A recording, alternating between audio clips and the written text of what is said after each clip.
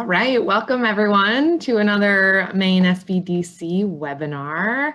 We are again joined with Nicole Ouellette from Breaking Even Communications, and we are going over advertising for Facebook today. So as you may or may not know, Facebook owns a lot of the social media platforms. So a lot of this is interchangeable with Instagram and that kind of thing. So we'll be covering a lot of those options. This is a 2-week session. And so we are meeting again next Monday, the 14th from 12 to 2. I will not be joining us next week. So my colleague Jen Boutin will be the Maine SBDC contact. So I'll include her information as well in my follow-up email so that if you have any questions or any login issues next week, you should reach out to her directly. Otherwise, you will receive another follow-up email from, well, all the follow-up emails will be from me eventually, and they'll have a recording of the session as well as the slides and any other resources that we mention so that you can circle back. And also it's the same link for both weeks. So you have access to all of the events at this point. If you have any questions, please utilize the chat feature. We'll be kind of talking off and on throughout the session, and then there's always time for Q&A. So otherwise, I will pass it over to Nicole. Yeah, all right. Well, thanks you guys for taking the time to be here today. This is going to be a little bit technical, and you're going to be asked to do things a little bit later on in the presentation. So if you're used to coming on webinars and just kind of spacing out for like an hour and a half, you can space out for about 30 minutes, and then I'm going to be asking you to do stuff on your end. A lot of this is just getting comfortable with the interface and all of that. And what I'm going to do is I will give you a little background and show you each step and then let you kind of go do it. So I just wanted to, if you're driving in a car or something and maybe you're going to get to a computer in 15 or 20 minutes, that will be good, well-timed. So, but I do have some slides here. Kelsey, if you want to pop that link in, I did make them visible to the public if you want to put the link in the chat. So you don't need to take mad notes. The thing with this is sometimes leading up to the event, I'm still making changes. I think I made changes to this 15 minutes ago. So I like to just have the most up-to-date and best information I can. So what we're going to be doing this week is I'm going to go a little bit over the background. You do have to do some things on your website to prepare for doing Facebook advertising. And by the way, I'm going to say Facebook, but it's Facebook and Instagram. But I don't want to say Facebook and Instagram like the whole workshop. So Facebook, you can insert also Instagram. They're owned by the same company. They're both owned by Facebook. So what I'm going to do is, like I said, talk a little bit about prepping your website. And also we're going to just go over the setting up of what's called Facebook Business Manager. And I'm kind of curious, actually, really quick. There's a hand raise feature in Zoom. I'm just going to stop the share for a second. How many of you have heard of or have some passing familiarity with Facebook Business Manager? You can raise your little hand and there's under the reaction. Okay. All right. Couple of people. All right. Okay. All right. Okay, so kind of a mixed bag. So like I said, the big thing with this platform, and yeah, thanks for participating there. It gives me kind of more of an idea of what I should go into. So we're going to be setting up Facebook Business Manager. So those of you who've already done it, you might have parts of this already set up. So that's cool. I have bonus activities if you've already completed the stuff on time. So, and then next week we'll talk a little bit more about Instagram, and we're going to actually set up ad sets. Now, if you don't actually want to run ads, I'm not here to make you spend money with Facebook at all. But if you wanted to actually get some ad sets set up, that we would work on that kind of next week, and also evaluating kind of how those ads are doing. So that said, the reason that, so Facebook and Instagram advertising have really grown over the last few years in particular. And it's because that we see lots of advertising messages every day. I read somewhere that the average person sees 10,000 marketing messages a day, which is insane. And that a lot of people, so 89% of people say that they like discovering new products and services on Instagram. So, and I heard this said the other day about Facebook ads by a designer I follow on the internet. And he was like, I really like these targeted ads because these are things I wouldn't necessarily go seek out, but because it knows me, it's giving me really good suggestions. And so I find things I wouldn't have normally thought to look for, but that I really appreciate. So, and also there's a decreasing amount that we're getting from Facebook and Instagram, what we call organic, which is our non-paid posts. So if you put something on Facebook, it will show that post to between 2 and 3% of your audience. And depending on how they react, it will decide to show it to more people or not. That's why, you know, we can feel like we're constantly putting stuff out there, but not people aren't seeing it like they used to. And that's not in your mind, that's actually happening. Of course, Facebook wants us to buy ads. So Facebook Business Manager, and I'll show you the back end of this in a second, is at business.facebook.com. And you can set up a lot of things back here, which we'll go over. Just know that when you do this, let's say that you have, you know, a staff member or something that helps update your Facebook page or something like that. In setting this up, this is not going to negate what they're doing. Like, they'll still be able to do all the things that you're letting them do in terms of accessing things. But you will have access to more features. And for example, you have a lot more control over what some of those things are. So let's say that you wanted me to come and help out with ads. You can give me just access to the ads portion of your Facebook without, so you can have really specific access control with Facebook Business Manager. Now, what's going to happen when you set up Facebook Business Manager, one of the things you can do is you can bring in your Facebook pages, which I'll show you in a second. And so when you bring in that Facebook page, that account becomes the owner of that page. So this is an example of mine. I have 2 Facebook Business Manager accounts. It's a long story why I have the first one, but basically when these first came out, you could only set up one of each thing. You could only set up one remarketing pixel, one whatever. So if you wanted to do more than one thing, you had to set up what was called an agency account.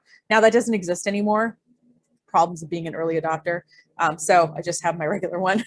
But point being is whatever accounts say that they have that page become the owners, and everyone else kind of goes underneath it, if that makes sense. So you have admins and, you know, moderators and things like that. But if you remember kind of even a couple of years ago with Facebook, anybody you would add as an admin kind of had the same amount of power as you. Whereas this ownership thing kind of does kind of supersede that that level. I see Carlos seems to have a question, maybe. I think I see a little hand raised. Yeah, I think his question is in the chat. Is Okay. Facebook Manager different from Facebook Suite? And I feel like Yeah, Suite is like- it's the same thing. I'm sorry. Yeah. Facebook Business Suite. I'm sorry, they changed the name of things. Yes, no, Carl, it's the same thing. Yeah, Sorry, think I the probably- Suite was the old name. Yeah. I mean, or no, I think Business Manager is Is the it old name, new? and I think now it's Suite. Yeah, I need to update my vocabulary, but yes, it is the same thing. Absolutely. Now, what you'll notice when you look at the Facebook Business Manager and all the different settings there are, what's kind of funny is if you look at Google AdWords, the settings are very similar in terms of like what's back there. So if you're the kind of person who's thinking about running ads on, you know, because you can do ads obviously on Google and YouTube are owned by the same company, Facebook, Instagram owned by the same company, you know, so all of these are set up very similarly. So if you begin feeling comfortable with one, you could probably transfer a lot of those skills to other platforms as well. My goal with this workshop is I want you to never click boost a post again. And I know it seems harmless. It's that blue button is just so clickable, but it doesn't really do a lot. And when you'll see what the reporting is like within Facebook Business Suite, you'll see that it's so much more than you get. And, you know, Facebook, I know it seems harmless. You're giving them $5 or $10 or something like that, but I would rather you use your money more strategically and actually get something from it.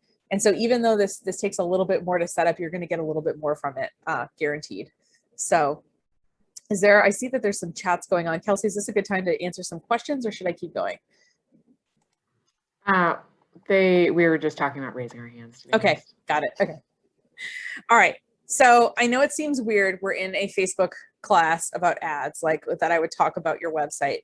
But the thing is that a majority of these ads, one of the things you can do is you can take out an ad that drives traffic to your website. So we need a couple of things going on there that makes Facebook and other advertising platforms like you. Also, at some point, they're going to become the law, and I'll get into that in a second. So first of all, Facebook, when you set up your ad account, it's going to ask you for a link to your privacy policy. So your privacy policy is a page on your website that talks about what data you collect, how it's used, and how somebody would be able to opt out for whatever reason. So there's a lot of privacy policy type generators. I have one on my e-commerce site here. And so this is the basic format. So for example, yes, your website might have Google Analytics on it and it might collect information that way, but your web host also collects information. Your payment processor collects information, and if you have remarketing pixels on the website, those collect information. So just being really straightforward with what data are you collecting is a good thing to do. And there are, like I said, these online privacy policy generators if you need help with that part. You can also copy mine if you want. Well, not copy mine. Obviously, take it and modify it for your own purposes because your website is not like mine. And a privacy policy should be linked on every page of your website. And so what most people do is they put it in the footer of their website. They put it so it's not on the top, like where everything, where your kind of more important stuff is. It's still, you put it in the footer and it's still on every page. So Facebook, like I said, one of the steps is you're setting up the ad account is it'll ask you to link to your privacy policy. So it's kind of nice to have one. The second thing is there is a cookies warning / opt out. I'm sure that you've seen these on some websites. I just grabbed the example on, I forget what website I grabbed this from, but it usually pops up like from the bottom and it says like this website uses cookies. And you either have to click accept or like sometimes there's an opt out button. And so the cookies policy actually, if someone says that they do not want to be tracked, you have to actually not track them. I suppose that makes sense, but you'd be surprised. So right now there's a law in the European Union a few years ago that came into effect that basically said that you had to, if someone did not want to be tracked, to stop tracking them. And there's a law that recently kind of went into effect in California, basically very similar. So these laws are coming down the pike. If you're not really doing business in California or the European Union and you want to hold off, if you want to kick this can down the road and worry about later, that's totally fine. But the cookies policies are actually super easy to install. And most website software has, like, if you have Wix or Squarespace, you just look up Wix, cookie warning banner, or just it'll tell you exactly how to do it. So pretty much every platform has had to put these on because of these legal requirements in other places in the world. But like I said, is it coming to Maine anytime in the next probably 6 months? Probably not. But like, is it coming down the pike for sure at some point? Absolutely. Now, obviously, whatever web page you're sending people to. So if you're taking out a Facebook ad and sending people to your online shopping cart, you have to make sure that that page works okay. You'd be surprised. There was this, I think it was CoverGirl ran an ad campaign. It was a 2-pager. I saved it somewhere and I couldn't find it for this workshop, but it was in a physical print magazine and it had a QR code on it. Remember those? It was back when QR codes were really cool. So it had a QR code on it and I scanned it and it took me to a non-mobile friendly website. And I thought, these people just spent thousands or hundreds of thousands of dollars on this 2-page spread. And they are sending traffic to a website that does not look good on a phone. Obviously, you can only scan a QR code on your phone. So like that, I don't know. I think someone must have got fired for that one. But point being is if you're going to send traffic to a particular page, make sure it's working well, make sure it's loading quickly, that there's no errors on it, that kind of thing. The main two being like have it load fast and have it be mobile friendly, I would say are the two things that you definitely want to make sure of because most people are going to be on mobile devices.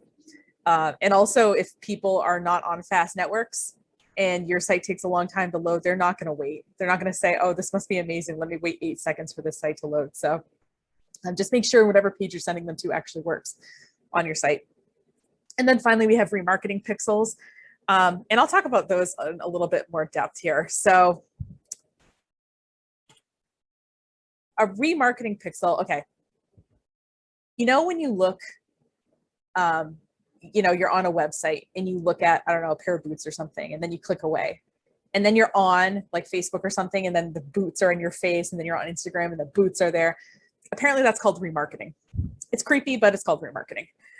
So a remarketing pixel is a little snippet of code that you put on your website that tracks who goes to the website.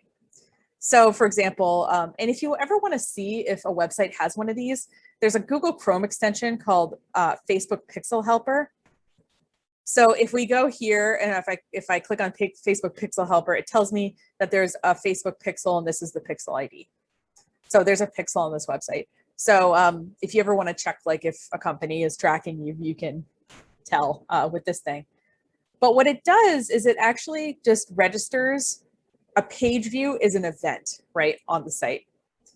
But in addition to a page view, you can also track what are called other events. So in the case, in my example on this page, I have that it's tracking people who fill out my payment forms as a purchase and people who fill out my email subscription thing as subscribers. So it's giving me like the top events, and it's saying that in this 30-day time period that I took this screenshot, there was 518 events. Now, as you see, the number 518 not clickable. Like Facebook's not going to tell you who went to your site. What would be the fun and profit in that, right? So what they're going to do is they're going to say, hey, if you want to take on an advertisement to people who have already been to your website or people who have taken certain actions on your website. So maybe, oh, you want to take out an ad to everybody who's put an item in the cart but hasn't checked out yet? That's something that a remarketing pixel will allow you to do. So like I said, so each pixel tracks a set of events. The default event is called a page view, but you can set up other events as well that track, you know, e-commerce stuff or that track actions like someone filling out a subscription form or something like that. So Google also has a remarketing pixel. TikTok also has a remarketing pixel. You get the idea. Basically, all these advertising platforms just kind of copy each other. And so you can take an idea and you can apply it to these other platforms as well if you prefer, say, a YouTube ad to a Facebook ad for whatever reason. So at some point you might not care. You probably don't care about the whole like what's this like cookie notice and whatever stuff, but at some point I think you'll have to care because there'll be a law saying that you have to.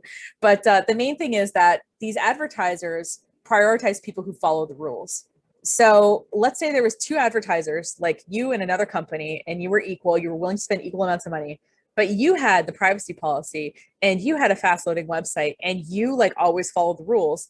And these people just kept having ads taken down for violations of rules and things like that. Whenever Facebook is going to decide between whether to run your ad or somebody else's, a lot of what is important is your reputation as an advertiser. So there was kind of a scam a couple of years ago where those of us who had good Facebook accounts, we would be offered, somebody would say, hey, I'll pay you $5,000 to run an ad off your Facebook account or something. And so they wanted to kind of take advantage of people who had good reputations. And they said, oh yeah, we'll take out the ad, we'll pay for it and everything. We'll send you $5,000 for the trouble. And they just kind of want to capitalize on people's good reputation. So it does, as a goody two shoes, I appreciate that following the rules has got me good places in at least the Facebook advertising sphere. But, and then the other thing right now is I'm just acknowledging a lot of things are changing in terms of tracking and stuff like that. So the latest iPhone update, for example, so Facebook and Apple are fighting. Mommy and daddy are fighting. Facebook and Apple are fighting. Because basically the people can opt out of tracking in the newest iOS. And so Facebook is like kind of mad because the whole remarketing pixel thing, right? So they're like, well, wait a minute. And so now I think Apple, the last time I checked, Apple was letting people opt in, but less than 5% of people were opting into the tracking. So I don't know. It's one of those things where I don't pay attention to these stories until like there's an outcome, because otherwise it's just like, I don't know. It's like watching the fight. I just want to see who wins at the end and then I'll deal with it. But I guess the thing is when things like this happen, I don't worry because all my marketing eggs are not in one basket. I don't only do Facebook ads and that's it. I have an email list. I have a website that I'm optimizing for search. So it's important to know that yes, these changes are important, but there's not one thing that's going to completely end your business. And if it is, it's like a little too fragile. So it's important to kind of spread out your risk because these things do happen. I'll keep you posted. Maybe I'll have an update next week. We'll see if mommy or daddy is winning on this fight. So what I want to do is I want to get your website ready. And I want to take a little bit of time potentially to do that just because we do have the time to do that and I can help this way. So, if you want to start writing a, privacy policy, there are some free privacy policy generators. I feel like the one that I used before now charges money. So like, I haven't looked for like which one doesn't anymore. But feel free to like find a template and customize it and put it on your site. So I just thought we could spend a few minutes, like either, like I said, if you want to start working on the privacy policy so that you feel like you have an idea of like what it's about, if you want to put on a cookies notice banner because you're like already have the privacy policy done and want something to do. And then think about what page you would be sending advertising to and think about what that really looks like. And what I would recommend you doing is looking at it on mobile. I don't know about you. I don't look at my own website very often sometimes. So sometimes the occasion to look at it is good. And then if you want to test load time in a sort of in a more absolute way, because obviously if you go to your website a lot, it's going to load faster for you, right? Because it's cached. You can go to tools.pingdom.com. It's like kingdom, but with a P. And you can put in the URL that you're sending people to. So not just your home page, you're probably sending people to a shopping page or to, some kind of offer page. Put that link in and it will tell you how fast it's loading and it will tell you what elements on it are taking a long time to load. Those of you who weren't in the optimization workshop, I had a client who came to us and his load time was 8 seconds. And then we looked at his slideshow and one of the pictures was really big. It was displaying the correct size, but it was a big file. So we resized it, uploaded it, and cut him down like 5 seconds just with that. So it could be something as simple as a picture. It could be like I said, it'll give you suggestions when you run that tool. It'll say what's taking up room, what's taking a long time, and you can sort of decide how you want to deal with that. But in most cases, it's a lot of elements on the page or it's pictures. It's usually one of those two things. And you might look and be like, oh, this website is loading 250 things when it loads. That's a lot of things. It is a lot of things. So what I want to do is just kind of give you a little bit of time to like go in and sort of get yourself organized about this topic. Before we would go head there, does anybody have any questions about that?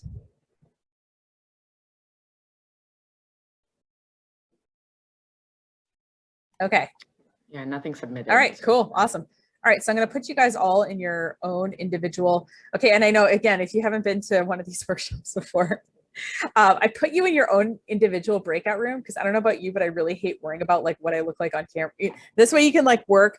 And if you're in the breakout room and like are having trouble with something or you want to talk a little bit more about something in your situation, you can request that I come in there.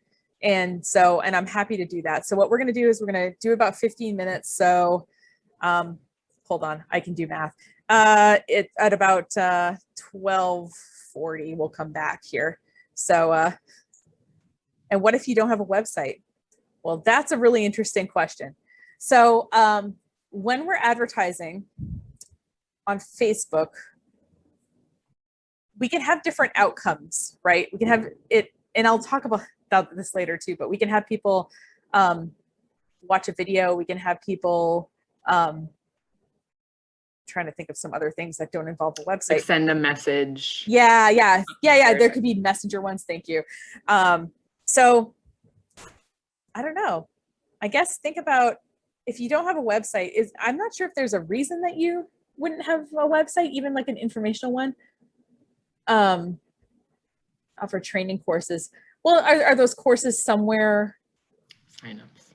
Got it. I need signups on my courses. There you go. Okay, so what you can do is you can look at your course page, wherever you send people to, and is that straightforward? Is it straightforward how people sign up for your courses? Is there an idea that people can, right? Okay, Wendy's saying she has an antique mall and the items change all the time. I can totally appreciate that, but even the kinds of items that you have, I'm guessing, are similar. I mean, are they generally collectibles? Are they generally like just, is it every Saturday morning, that inventory gets updated? I mean, there's got to be some information that you would communicate about the antiques mall. I get that you cannot be like, oh yeah, we have this kind of silver spoon this week and we have this kind of whatever. Like that's way too much inventory to handle. But I'm wondering, all right, I hadn't anticipated someone not having a website. So Wendy, I'm going to go chat with you for a second, and but I'm going to just send everyone else, just so not everyone else has to watch me do that. So Wendy, I'm going to meet you in your room. We'll talk a little bit about some ideas, and everyone else take about 15 minutes and I will see you then. And like I said, just summon me if you need me, but just privacy policy, cookies notice, and making sure that the page you're sending people to actually works the way you think it works. All right, I'll see you in a bit. All right, welcome back.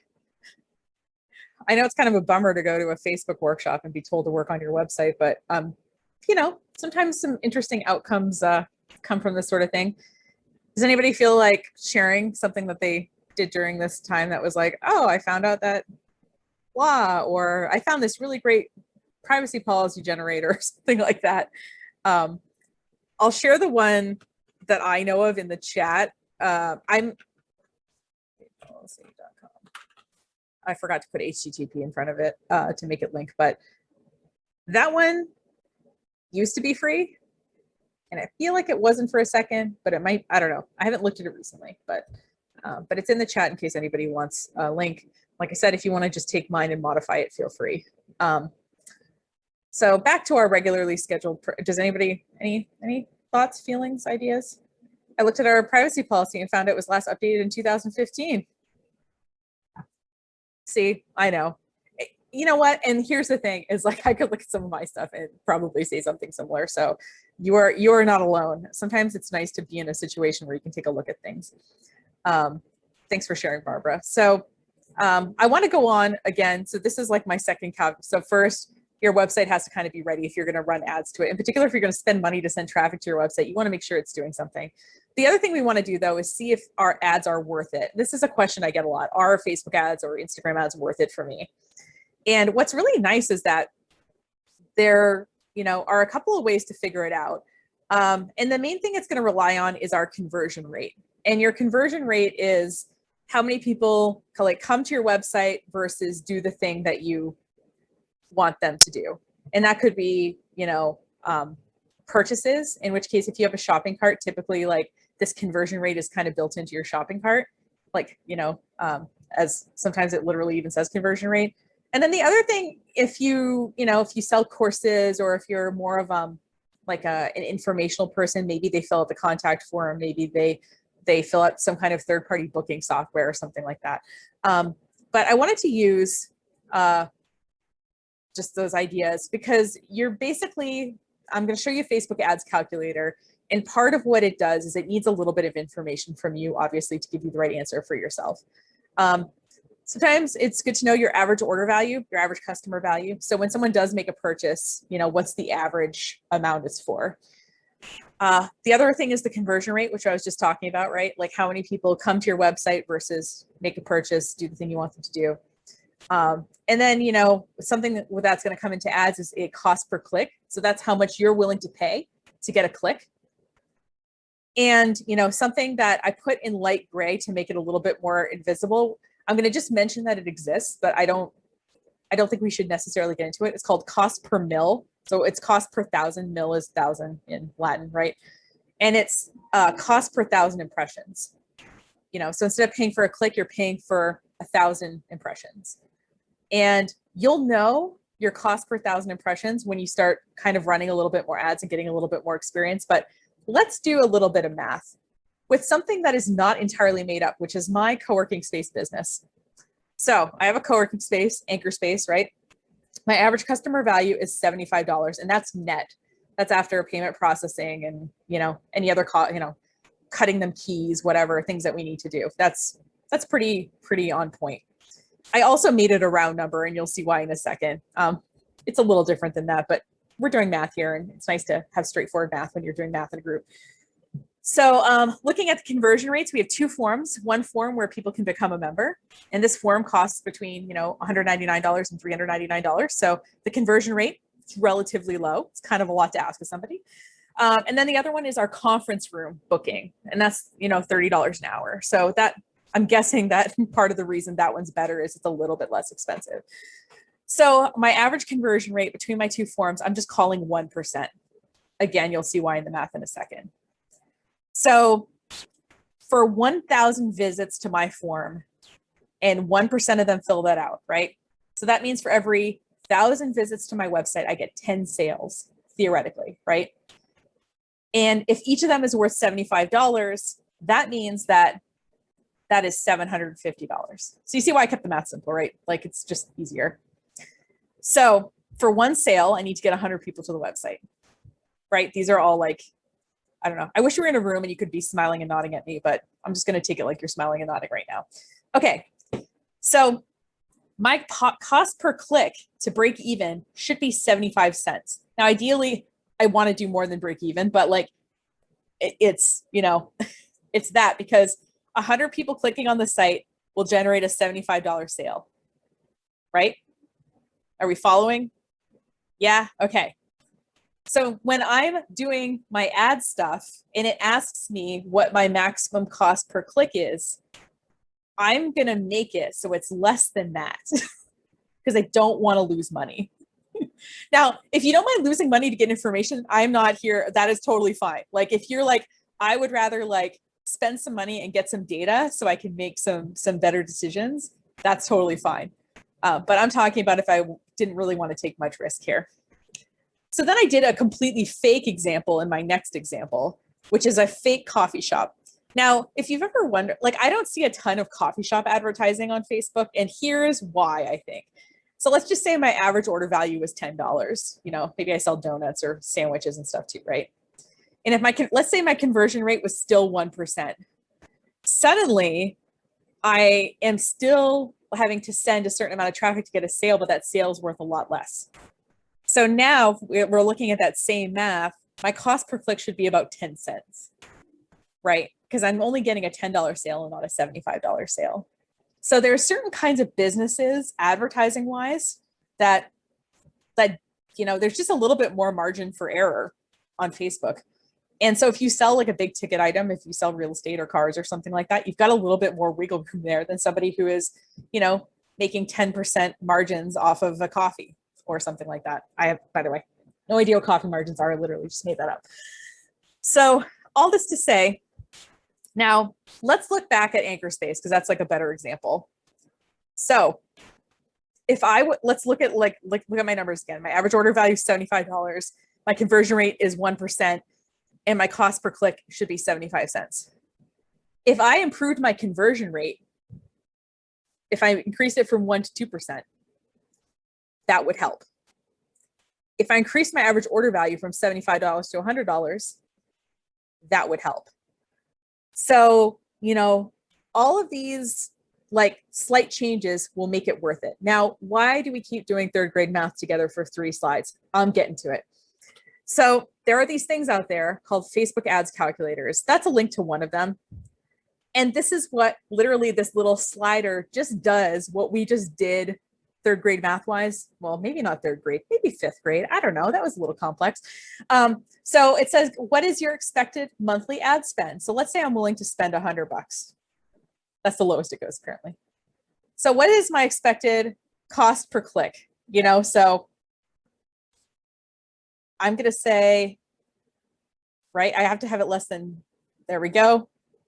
I can't do 75 cents, I can do 0.7. What is my opt-in conversion rate? What is my lead? Okay, my average sales price is $75. I'm just going to say that my lead to customer conversion is 100%. And I'm just going to say that my conversion rate is 1%. Remember, I say my opt-in conversion is 1% and 100% of them convert. I'm just making it easy. So as you see here, if I'm willing to spend $100, I will pay up to 70 cents per click. My form converts at 1% and costs an average sale. My average money I make is $75.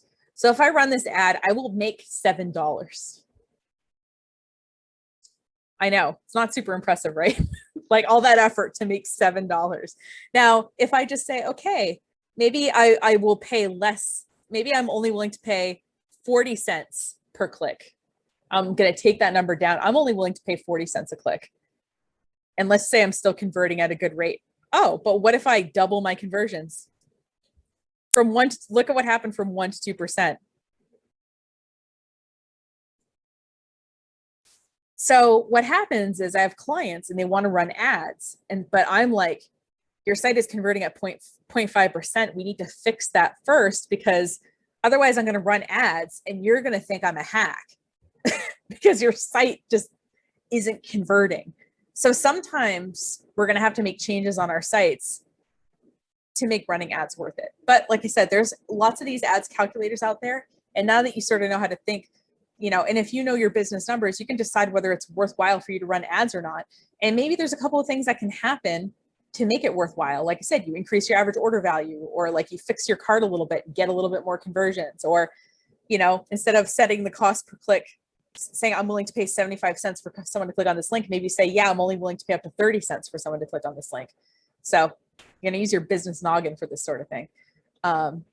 So that is basically Facebook ads being worth it. And if you ever wonder why someone like me is all up in your website business, it's because that reflects back on me as someone running ads for you. If they're not doing well, you're not going to keep hiring me. So I want them to do well, not only because I want you to do well, but also I enjoy, retaining clients. So I want to talk a little bit about some general ad ideas. There's an effect in the fourth quarter of every year. I call it the Q4 WTF, which is everything increase in costs, because everybody's advertising for Christmas or the holidays generally. So everything becomes more expensive for everybody because just more people are taking out ads at that time because it's a bid-based system, right? So even if you're an awesome marketing person, your ad costs are going to go up in quarter four. And I just mentally prepare people for that. Obviously, the better you know your customers, the more specifically you can target them. You don't want people to feel like, I know for me, it's like, why am I getting this ad? So like I ordered like a Samsung case, and then I got an advertisement over email for 10% off iPhone cases. And I was like, I don't have an iPhone. Why am I getting this email? Video is typically a less expensive thing to advertise than other kinds of content. And you probably have noticed that Facebook has made a whole tab just for video and stuff like that. They're really incentivizing us creating videos. So if you have some video skills or don't mind getting some video skills, like that's can be a cost-effective way to advertise. And obviously retargeting people who have come to your website is cheaper than targeting new people.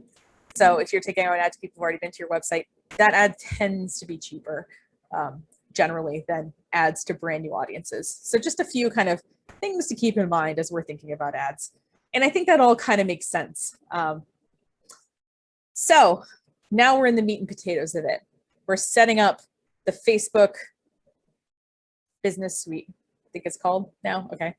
So we've got a few areas, right? Now, product catalog is only for people who sell products or real estate. So if you have an online store that sells products, or if you sell real estate, you can make a product catalog. Those of us who don't do that can't have the product catalog. That's why I put a little asterisk. But everything else, all of us can have. So what we're going to do today is we're going to set up the remarketing pixel. Again, and at any point, by the way, if we're talking about this and you're like, yeah, I think the pixel's creepy and I don't want it on my site, I'm not, like I said, it is your business and you know how you should be running it. I'm just like telling you about what's possible. So we're going to be setting up the Facebook remarketing pixel on your website. And we can also set up other events if you want at the same time. We're going to create some audiences that we can use for advertising. We can make some, yes, you can target, if you've ever boosted a post, you can target people, but you can do more targeting back here in terms of making audiences and stuff like that. And then we're going to make an ad account to run ads from. For me, every time I set this up, it asks me for my privacy policy link, but someone in this workshop said that it did not ask them for a privacy policy link when they set up their ad thing, which is interesting to me. So if it doesn't ask you about your privacy policy, sorry about that, but it's asked me every single time. So I did want to just show some product catalog, why someone would use a product catalog. First of all, you can do dynamic ads and collection ads. So let's say that I was looking at the pair of brown boots on your website. You could target the brown boots specifically to me, like because I was looking at the brown ones and not these other ones. You can tag products on Instagram. If you've ever seen that happen, where like you're seeing a cool, and then you click on it and you can see exactly where to go buy those jeans. That's a product catalog. And you can also attach a product catalog to your Facebook page and let people shop from it. So that's what that is. So we're going to set up, I'm going to go through setting up a remarketing pixel. The directions are in here. But let's get comfortable with Facebook Business Manager here. So I'm logged into so I went to business.facebook.com and I selected my particular business thing from this. Now, if you go there, you probably don't have, you might just have one thing. That's totally fine. So this is my Facebook Business Manager. And as you see, it's kind of like got this gray color, you know, like you're on Facebook, but it looks like you're on like different Facebook because it's a little different. And if you look on every single page, there's what's called a hamburger menu. I loved when I found out that this was called a hamburger menu. It just made me really happy. So if you click on this thing, all of the possible tools show up. So if you're ever not sure where you are, just look for the hamburger, click on it, and you know, you can find your location. So to get to your pixels, you're going to go under Events Manager. The thing that looks like, I don't know what that looks like an octopus with, I don't know. It's a circle with other little circles attached to it. So when you go into Events Manager, you're going to have these data sources. Now I have multiple pixels set up because I've taught multiple workshops where I've done like fake pixels and whatever. But you know, so this is my pixel for my, here we go. It's pulling up the data. There we go. So this is my pixel. And as you see here, you know, I can collect data, you know, it'll just show me like what stuff looks like at different amounts of time. So if I want to make a remarketing pixel, I will go to this page and I will hit create. Oh, come on. Hold on. Having a moment here. 1 second. Let me follow my own directions. Let's see. Data sort. Okay. Business setting. Okay. Got it. All right. I'm going to go under business settings, which is also the gear on the top part with the little icons. This is what happens when I get too fancy. All right, so business settings, and then I'm going to go to data sources, and then I'm going to go to pixels. So back to the here, hamburger menu, and then click business settings, data sources, and pixels, and you will get to the part where you can, there we go, where you can add a pixel. And so I'm going to just say,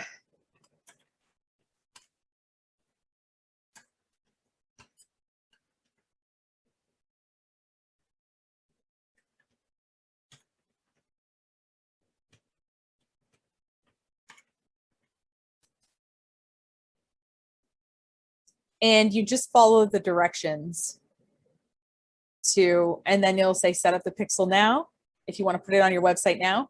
And you get a couple of options when you get to this point. So if you're using like Squarespace, WordPress, Shopify, you can click the add code using partner integration, and it will take you through the steps for that particular software. If you want to manually add it yourself, it'll give you a snippet of code and you put it in the, I think in the header portion of your code. Or if you don't want to deal with this, but have someone that deals with this for you in your business, you can email instructions to your developer and they can add it to your site. So, yeah, so that's how you would go about and do that. Now, part of the setup process, that first one where it says like, if you use Shopify or Squarespace or WordPress or something, that it'll take you through it. It will ask you leading questions like, okay, like, do you want to track purchases? Okay, what's, you know, so just follow the directions. And everybody's directions are going to be a little bit different. Otherwise, I would tell you exactly how to do it. If we all had the same web software, we could do that. But yeah, so for this next kind of little work period, just because I think sometimes people get a little hung up on this step and they maybe want a little bit of help, you know, if you want to set up the remarketing pixel, we're going to take time to do that.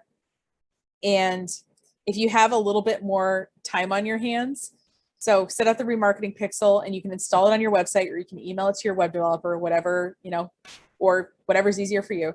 And if you have time, you know, that stuff we were working on previously with the privacy policy and stuff like that, you could work on that. Or if you want to see what if you want to do that math that we did, that 5th grade-ish math that we just did for yourself and figure out what your conversion rate is, that would also be great. Do you see how I have a lot of bonus activities? Can you tell that I used to be a teacher and I would have like that one kid that tried to finish everything really fast?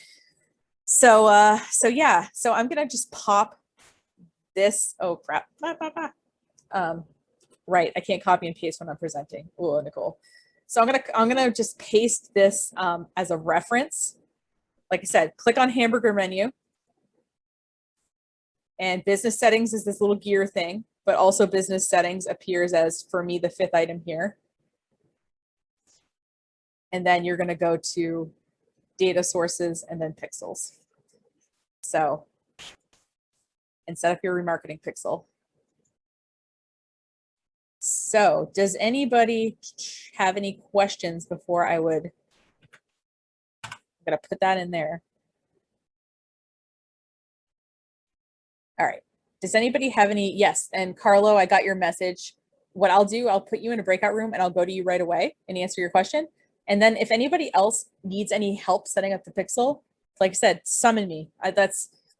There's really no effective way to kind of get everyone set up except something like this. I mean, there might be a more effective way. This is just the way I've thought of.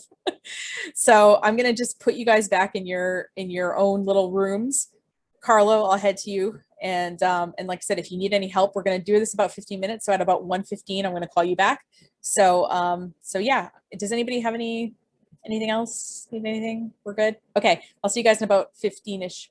Barbara's a little lost. Barbara, I'll head to you after I talk to Carlo and help you out. Okay. So I will see you guys in a bit. All right. Welcome back, everybody. So does anybody have anything they want to share in the chat about setting up their pixel or anything? By the way, I'm happy to check any one of your pixels. If you pop the link to your website in the chat, I've got my little Facebook pixel helper thing installed and we can take a look. I just verified, for example, with Brad that he has correctly installed his pixel and his cookie banner. So it's all good. So yeah, I don't know if anybody, like I said, wants to share anything in the chat. Feel free. If you want me to just check your pixel, we can totally do that. So like I mentioned, the default one is, I was able to get to the section, but I haven't made one yet. Hey, honestly, like I said, just getting used to getting around this interface, honestly, and feeling comfortable with it, to me, is a big win. So remember, the default pixel thing that it's tracking is page views, right? So it is tracking page views. Let me go back to that. But you can set it up to also track other things. Sorry, I forgot where I was going. Okay.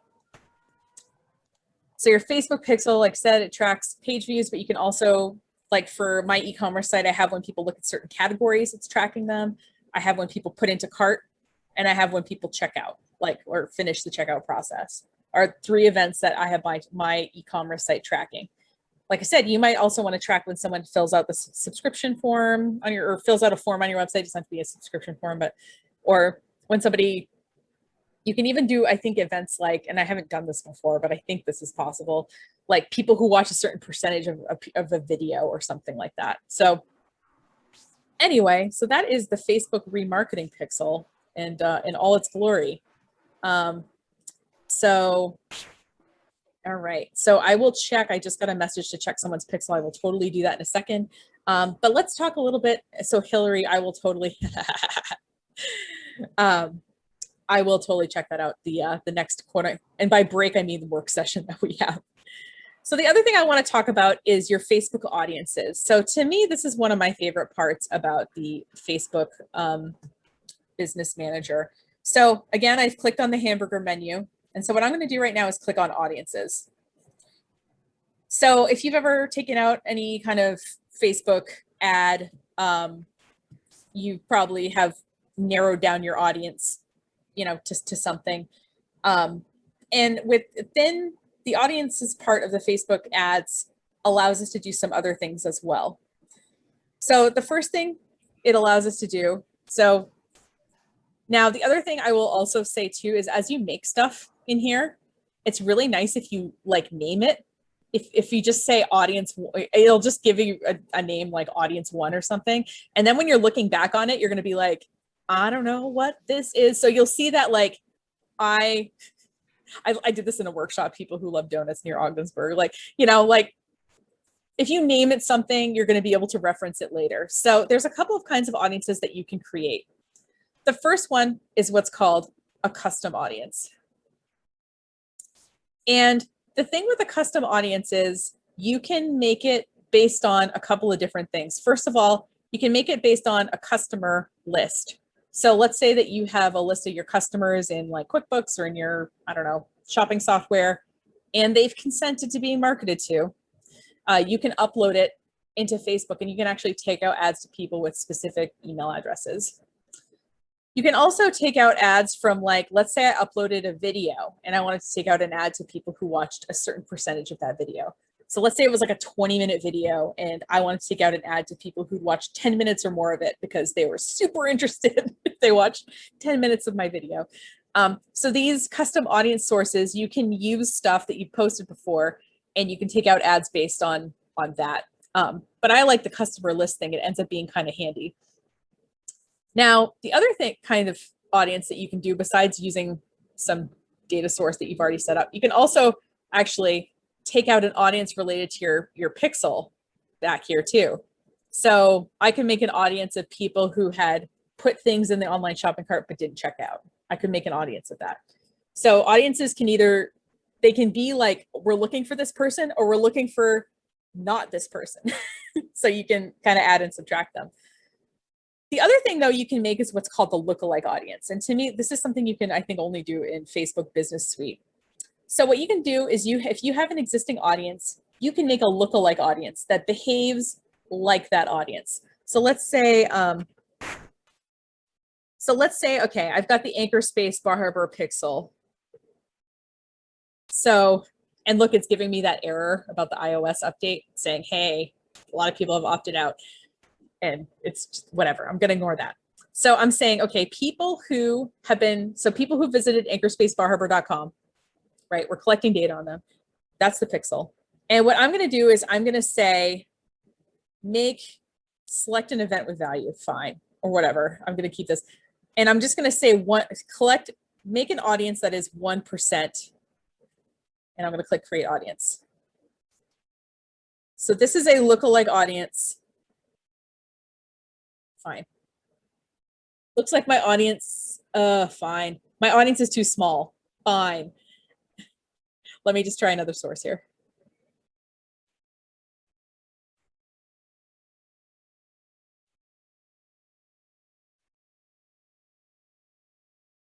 There we go, great audience. Apparently not a lot of people go to anchorspacebarharbor.com. Okay, so I made a lookalike audience of people who like my marketing company's Facebook page. Now, an audience that is, it's going to create an audience of around 2 million people. And these people behave like the kind of people who already like my marketing page. Now, I know what you're thinking. If you're like a local business, like, I'm trying to remember the antique market lady who's on this call, but like, obviously, like, people are not going to drive from Wisconsin, maybe, unless I have something really cool. They're going to probably come within a certain driving radius to come to my thing. What I can do when I take out the ad is I can use the lookalike audience and I can actually narrow it to this lookalike audience, but within this radius. So lookalike audiences, like I said, they behave like the people you're trying to target. And what's really interesting is sometimes the lookalike audience performs better than the audience you're initially targeting. And I'll give you an example. So let's say I'm doing a workshop and I will put it on to my audience. And if I make a lookalike audience of the people who like my marketing company's Facebook page, and I'll take out an ad to both, the people who already follow me know I'm doing the workshop, and either they're coming or they're not. You know what I mean? They know about it. But the lookalike audience is people who might theoretically like me, right? But they just don't know about me. So sometimes those lookalike audiences get more engagement with ads. At least I've seen them get more engagement with ads than the audience you were originally intending. And lookalike audiences, like I said, they can only be made back here. And then finally, you can make your usual saved audience. You've gone through this process before of maybe making an audience that fits certain criteria.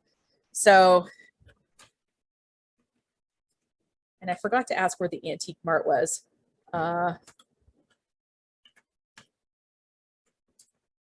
I'm going to pretend you're in Freeport. I don't know if you actually are, but I'm going to pretend. So I'm going to say people, people living in or recently in this location, right? So I can either pick people living in, people recently in, people traveling in. So I'm going to say people living, because I don't mind whether they live here or not. And I'm going to search. Now look as I like.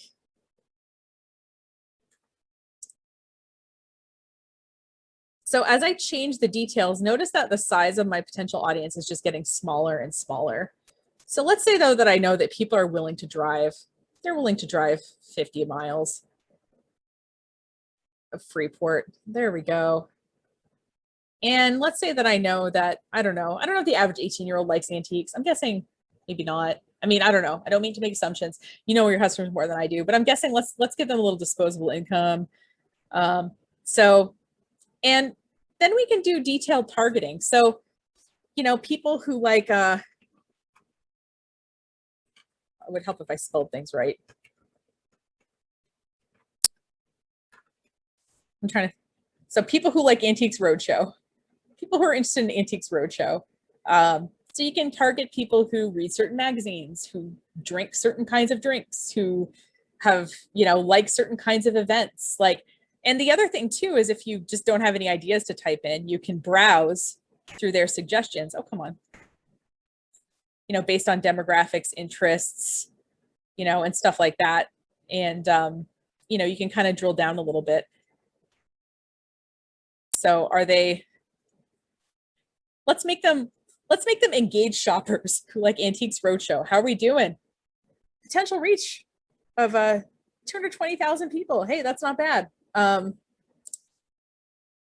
right. And yeah, and so we can make a saved audience. And like I said, what I'm going to do, I've named it Antique Lovers Near Freeport. I'm going to create my saved audience. And this way, when I run ads and use that, I'll know exactly what that means. I don't know if that makes sense. Can I ask a question? Of course, yeah. Yeah, this is awesome. And I don't know if I'm going to formulate this question very well, but it's sort of like just in like what is the mindset that you have when you're forming an audience? Like, do you want it to be really big, or because like, again, the more you target it, then the smaller it gets. So like, how do you balance those two things between like wanting to reach a lot of people, but also like, if I'm selling coffee, I'm not gonna like, this is a bad example. If I'm not going to target people who drink decaf. I don't know, you know, right. Like, right. That's my question. Yeah. So to me, what happens if your audience is too small is your ads just are not going to really serve up. You know, they're just not going to be enough people to show them to, especially if you say like, don't re-show my ads to the same people, you know, so worst case scenario to me is if your audience is too small and you try to run an ad set is that it just doesn't show up. And so you don't pay anything. So I don't know. I would rather target smaller audiences myself and have them be, I guess, moderately successful. But you know, in particular, like if e-commerce, this might be less of a concern. Both of my businesses are like service-based businesses. Like, so Bar Harbor, for example, right now we have 4 desks and I'm getting 10 calls a day for people who are like, oh my God, I need to come in right now. We just, you know, we're kind of bound by how big we are. So, but if you're selling e-commerce and you could like broaden, and if you sold a ton of stuff, you'd be able to fulfill the orders because you're an e-commerce store and you have inventory. I feel like that, you know, going with bigger audiences might work a little better. But yeah, I don't know. I've taken out ads to audiences with 5,000 people in them. And like I said, worst case scenario is they don't serve at all, in which case I'll broaden it. But yeah, I wouldn't mind getting too specific. I feel like that works well. Yeah, I don't know if that was helpful, but yeah, so basically those are the 3 kind of audiences that you can make, like I said. So one is, you know, so let's see here. So to get to the audiences tab, you know, you're going to click on the hamburger and you're going to pick audiences. Oh, look, I actually put a hamburger icon in here. So you can think of, like I said, who your ideal customer is, and you can do it as a saved audience, right? And get really specific, you know, people near Ogdensburg who like donuts. You can make a lookalike audience of people who like your Facebook page, of, you know, and other kinds of data sources that you might have access to. I've also have a lookalike audience of people who subscribe to my email list. So I uploaded my email list into Facebook and I said, make a lookalike audience like people who are on this list.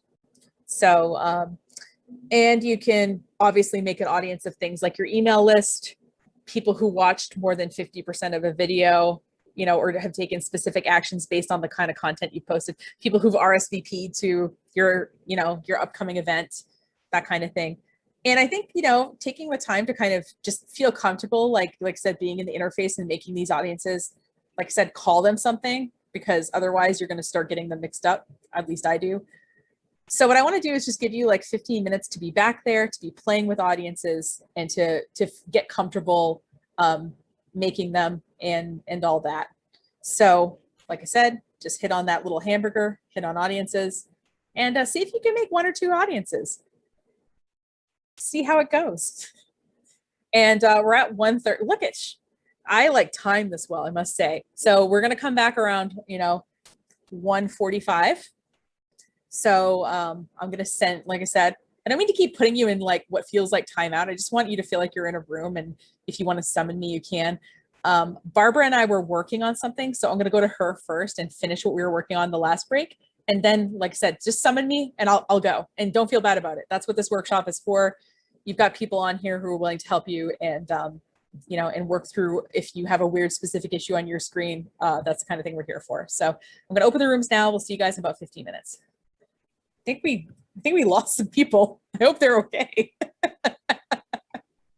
I feel like we started the workshop with like 15 people. Now we've got 11. So congratulations on surviving. We're almost done. And if you want a day drink after this, I will not blame you. So if anybody did something cool with if they made your first audience and how you made it or something and want to share it in the chat, feel free. Sometimes it's just nice to hear kind of how other people do stuff, and it gives you ideas for how you can do stuff. So like I said, so the audiences, unlike the boosting audiences, like you can save all these and use them later, and they're named something useful, and it's so much faster to run ads that way. So yeah, so I thought that I think I'm going to skip this one. I was going to let people set up product catalogs and stuff. What I'm going to do is just take you through how you would do that if you want to, and you can do that after the class. So let's say that, I was talking about the Facebook product catalog. So, okay, please appreciate this. So I have a website that sells gift certificates, and they're cash equivalents. And so I made a product catalog, but Facebook is like really mad at me because they're cash equivalents and I wasn't allowed to do that. I didn't know. To be honest, I didn't know. But what I can do from here, and I'm just going to show you what I left it on because, so you're going to see like there's these big, like this is in violation. So you're going to see this. Okay, it's not set up. All right, I could have sworn. So there's this thing inside Facebook Business Manager, and it's called Commerce Manager. And so what Facebook wants you to do is they want you to make a shop that's attached to your Facebook page. So people can like basically add stuff to the cart and check out all within Facebook. Now, when you get to the Commerce Manager, you'll basically get to this, you're going to click add shop and you're going to go through it. See, I don't know. I thought there was a shop here, but apparently there isn't.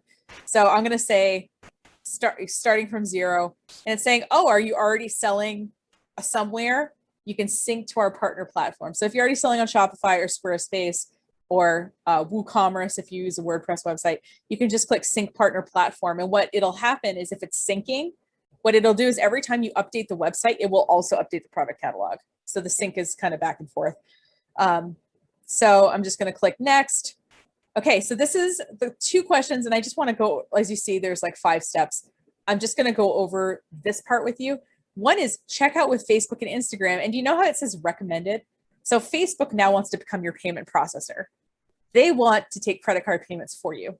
And as you see, there's no selling fees until June 30th.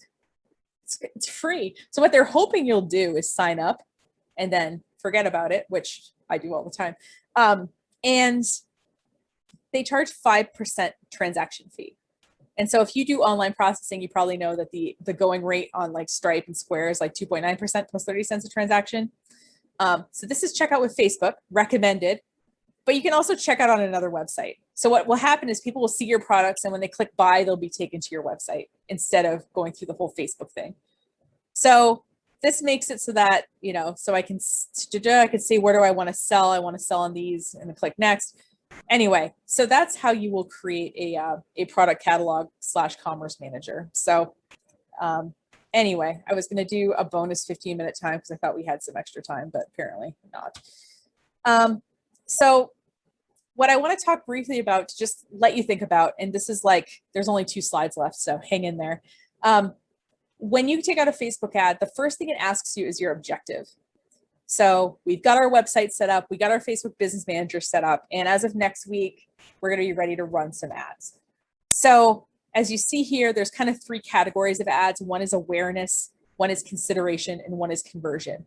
So awareness is like more people see it, and you're going to pay the least amount of money for that because obviously that's kind of squishy. Consideration is like traffic. So someone clicks on your link, someone views your video, someone fills out your lead generation form, and we'll get into what all these kind of ads are next week. And then conversion is like you've set a conversion like with your little marketing pixel, right? You said, oh, purchase equals success. Catalog sales. So we just talked about setting up the catalog. So someone bought something from there, and store traffic. So obviously the more things that guarantee you money or almost guarantee you money are going to cost more than the things that are just like, oh, more people are going to see this, which totally makes sense, right? So what you're going to want to think about is, and obviously when we did all that 5th grade math, we were talking about traffic. We're willing to pay for a certain amount of money for a click onto our website because we know how our website is performing. But for some people who are like, I don't have a website, or I'm just getting started, I recommended to somebody on this call, who's doing more like courses and stuff, to use the lead generation ads. It's basically a form that people can fill out within Facebook. So like, let's say, let's say I was doing a Facebook course, oh, check out this Facebook course, fill in your email address for more information. People fill it in right on Facebook. So you can collect leads without actually having a website. So anyway, so we're going to talk about these kind of ads and how to take them out next week. But obviously, like I said, it's going to be more expensive if you want a conversion than if you just want a bunch of people to see it. So that is pretty much what I have in terms of material. And I know this week we laid a lot of groundwork. Next week, we're going to be making some creative with Canva. So if you feel like you want to like explore ahead of time, you can look up Canva, but you can use whatever you want. If you love Photoshop, I'm not here to stop you. Like, go ahead, like whatever you like to create images in. So think about like making some things that look nice, or if you're editing video, someone here uses Ripple, which is like a video kind of editor that you can use on your phone. That's great. So we're going to talk about making creative, which is the thing, the image, the video, or something that runs with your ad. And we're going to talk about what kind of ad you're going to run, those different kinds that we just saw on the screen there a second ago. So I just want you to feel comfortable kind of setting up some ads, and we'll look at some ad results of ads I've run or ads that people I know have run, and we'll see kind of like what went well, what didn't, and evaluate results from there. So I'm going to stick around a little bit. Okay, so on my desktop, I'm not sure how to access Business Suite. I have it for 2 of my 3 pages. Okay, so if you have sat through this workshop and you're like, yeah, I'm not sure still of like how to access stuff, just stick around. I get that you've been on for 2 hours. Just stick around a little bit longer if you want, and I will give you screen sharing potential and we'll go through it. So those of you who are all set, I'll see you next week. And those of you who need a little bit more help or want me to look at their setup, just stick around a little bit after and we'll go in order. So have a great week. See you next week. And thanks for getting through that with me.